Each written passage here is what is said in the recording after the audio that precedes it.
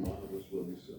Ele se tornou um símbolo de resistência contra a opressão espiritual imposta por Jezabel. Mas Jezabel, com seu coração endurecido, via Elias como um inimigo a ser eliminado. Para ela, sua luta não era apenas política, era pessoal. Ela via em Elias a personificação daquilo que mais desprezava, a fidelidade ao Deus de Israel. Então Elias fez um pensar. Ele designou diretamente os profetas de Baal para um confronto bíblico no Monte Carmelo. E poderia ser, serviram os profetas de Baal, vestidos com trajes cerimoniais, cercados por multidões de israelitas, ansiosos para ver qual Deus responderia. De um lado, Elias, sozinho, com a confiança inabalável no Senhor. Do outro, 450 profetas de Baal, clamando e dançando ao redor de um altar. Elias estabeleceu as regras. Cada lado prepararia um sacrifício, mas sem acender fogo. O Deus que respondesse enviando fogo do céu seria declarado um verdadeiro.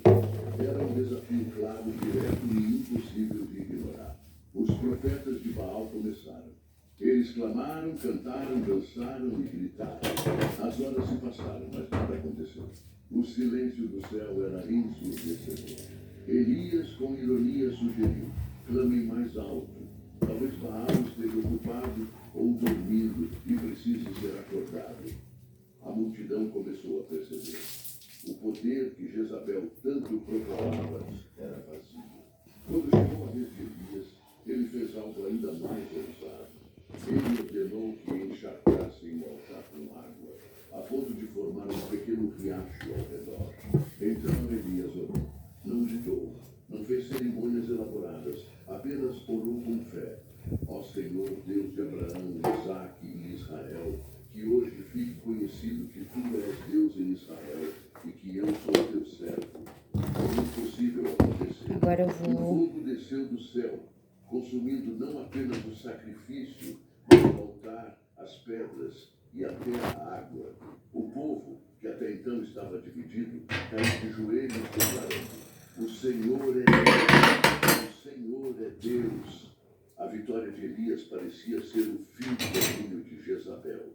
Mas não foi. Quando soube do ocorrido, Jezabel ficou furiosa.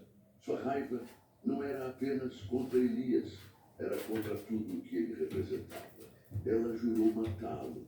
E Elias, mesmo sendo um homem de fé, fugiu para salvar sua vida. Ele sabia que Jezabel não fazia ameaças vazias. Mas Jezabel não parava.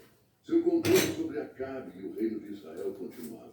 Um exemplo de sua crueldade e manipulação foi o caso de Nabote, um homem de Síria, dono de uma vinha que ficava próximo ao palácio. Acabe desejava aquela vinha, mas Nabote se recusou a vendê-la, dizendo que era a herança de seus pais e que não poderia se desfazer dela. Acabe voltou ao palácio abatido, como uma criança que não conseguiu o brinquedo que queria. Jezabel, ao vê-lo, perguntou: por que está tão triste? Quando Acabe explicou, Jezabel usou um pouco de sua fraqueza. É assim que um rei de Israel deve agir? Levante-se, eu lhe darei a vinha de Nabote. E Jezabel agiu. Ela escreveu cartas em nome de Acabe, ordenando que Nabote fosse acusado falsamente de blasfêmia contra Deus e contra o rei. 2 homens foram pagos para testemunhar contra ele, e Nabote foi condenado à morte por apedrejamento. Após sua execução, Jezabel entregou a vinha a Acabe como se fosse um presente trivial. Mas Deus viu e não permaneceu em silêncio. O profeta Elias foi enviado novamente, desta vez com uma mensagem direta. No lugar onde os cães lamberam o sangue de Nabote, eles lamberão também o teu sangue, Acabe. E quanto a Jezabel, os cães devorarão sua carne junto ao muro de Jezreel. Imagine ouvir uma profecia tão terrível. Jezabel, em sua arrogância, ignorou o aviso, mas o tempo de sua queda estava se aproximando. Anos se passaram, e a influência de Jezabel começou a declinar.